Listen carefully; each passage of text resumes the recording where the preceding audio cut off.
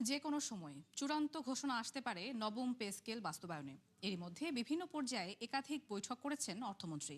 চলছে শেষ ধাপে যাচাই বাছাইয়ের কাজও। এবার গড়ে বেতন বাড়তে পারে শতভাগ পর্যন্ত, আর প্রথম ধাপে পাওয়া যাবে বর্ধিত মূল বেতনের পুরোটাই, যা কার্যকর হবে চলতি বছর থেকেই।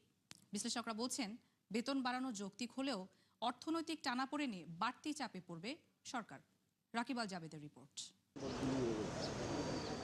দেশের প্রায় ১৫ লাখ সরকারি কর্মকর্তা কর্মচারীরা বেতন পান সবশেষ ২০১৫ সালের পে স্কেল অনুযায়ী। তাই গেল ১১ বছরের মূল্যস্ফীতি সহ অন্যান্য সূচক বিবেচনায় বেতন বাড়ানোর দাবি দীর্ঘদিনের। এজন্য পে কমিশন গঠন করে চূড়ান্ত সুপারিশও রেখে যায় অন্তর্বর্তী সরকার। কিন্তু আর্থিক টানাটানি আর সিদ্ধান্তের দোলাচলে এখনও বাস্তবায়ন করতে পারেনি বিএনপি সরকার। তবে এবার চূড়ান্ত বাস্তবায়নের পথে কাঙ্ক্ষিত সেই প্রস্তাব। এরই মধ্যে একাধিক বৈঠক করেছেন অর্থমন্ত্রী। তবে কম রাজস্ব আহরণ আর বাড়তি পরিচালন ব্যয়ের এই সময়ে আরও কিছুটা সাবধানে এগুতে চায় সরকার। এবছরের মধ্যে হবে, সবই হবে, কিন্তু এখানে তো অধিকতর আলোচনার বিষয় আছে, তাই না? কেন্দ্রীয় ব্যাংকের সাবেক গভর্নর বলেন, বেতনের দাবি যৌক্তিক হলেও মাথায় রাখতে হবে রাষ্ট্রীয় সক্ষমতা। এটা আমাদের ম্যাক্রো সিচুয়েশনকে আরো বড় রকমের একটু টেনশনে ফেলে দেবে।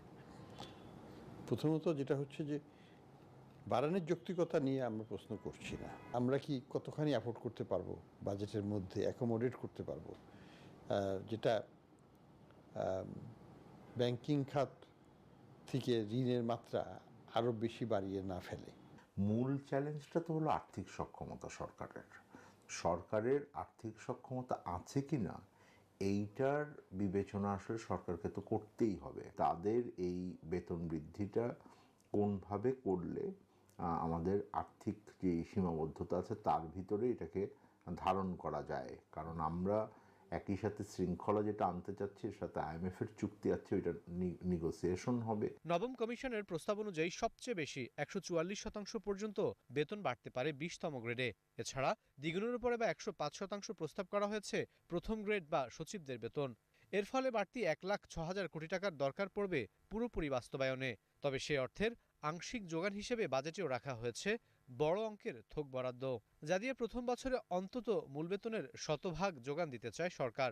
বিশ্লেষকরা মনে করেন, রাজস্ব আয় না বাড়িয়ে বাস্তবায়নে হাত দিলে আরও বেশি ঋণ নির্ভর হতে হবে সরকারকে। এই রাজস্ব আদায়ে যদি আমরা উল্লেখযোগ্য অগ্রগতি অর্জন করতে না পারি, তাহলে এটা বাস্তবায়ন করাটা সহজ হবে না। এবং ইতিমধ্যে সরকার কিন্তু ঋণ করছে। সব মিলিয়ে যেটা ঋণ নির্ভর যে পুরো যে সরকারি ব্যয় ব্যবস্থাপনা, তো সেটাই কিন্তু একটা বড় চ্যালেঞ্জ আমাদের জন্য। আমরা কি ব্যয় যথাযথ সংকোচন করেছি?